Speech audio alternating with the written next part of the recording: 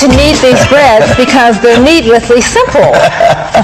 We'll stop right there, I promise you. Fabulous, fuss-free, no-knead breads. If you can read, if you can measure, if you can stir, you can now bake great yeast breads right at home.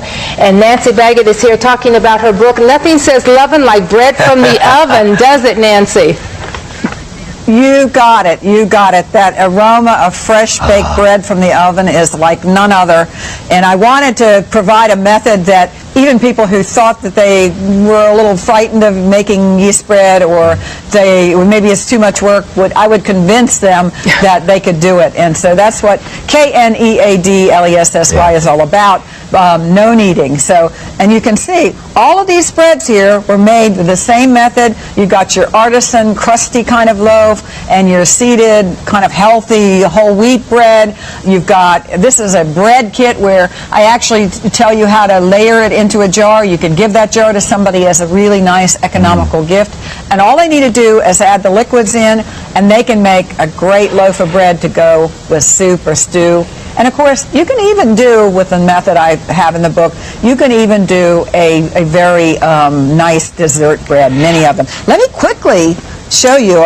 Are you both into bread baking? I'll get it right. Oh, yeah, sure. Baking? Nancy, not so you could notice. Sure, I'm going to go home today and make bread, Nancy. But what about kids? Kids can do this too, right, Nancy?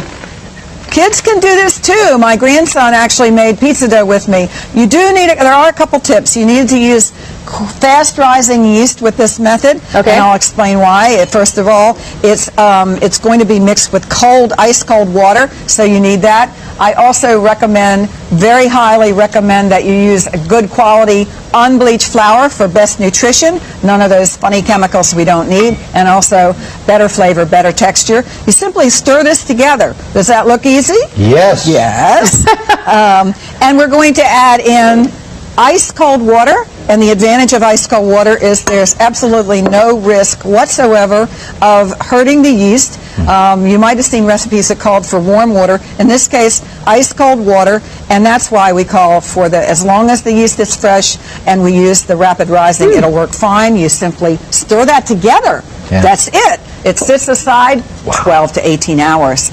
And guess what? It kneads itself. You can see that it's nicely raised here. It's also bubbly on top. That shows you that it kneaded itself. And see how now, why, Nancy? Wait, Nancy. Nancy, how and why did it knead itself?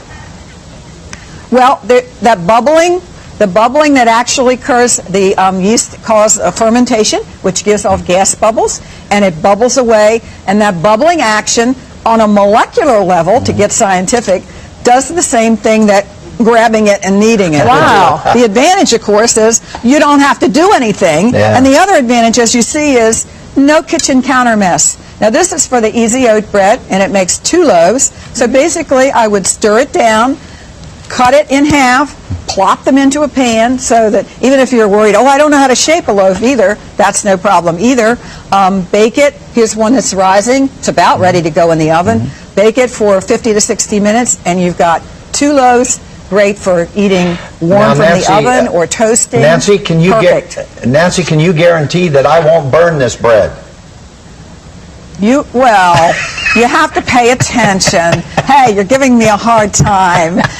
You have to pay attention. I would suggest putting a timer and maybe setting it for a few minutes less, because you can always bake it more if it seems like it needs it. And Nancy, I can't guarantee you. I like the plopping it into the pan. That's what I would do. I would just plop it into the pan. I loved your choice of word. Yes. Yes, you show us the plopping. You just cut it in half. Okay. Plopping it into the pan. Plop, plop into each pan, and then, as you can see, after it rises, you're ready to go. And actually, I actually have in the book 3 rising techniques. You can, if you're in a hurry for that bread, you can raise it in a hurry. If you want it, if you're going away and you go, oh, I can't deal with it now, you slide it in the refrigerator. So it's, I hope I've convinced you that it's something that you could do. You have, Nancy. This is a great way to enjoy those family meals together at the table, enjoying fresh bread right out of the oven. It really is. And let me give you the bread recipe. The oat bread recipe is on my website, kitchenlane.com. There'll be a video showing the bread making soon. And also, if you want to get all the recipes, these are all photographed in the book, and there are many recipes from pizza to focaccia, all kinds of things. They're all in Needlessly Simple, which is available everywhere at bookstores. Nancy, thank you so much for talking to us. Great ideas. I'm going to make some bread. I'm going to make some bread. Tom, I'm going to make bread. I promise you I will. Well, it looks pretty easy. Happy baking. Bye-bye, Nancy.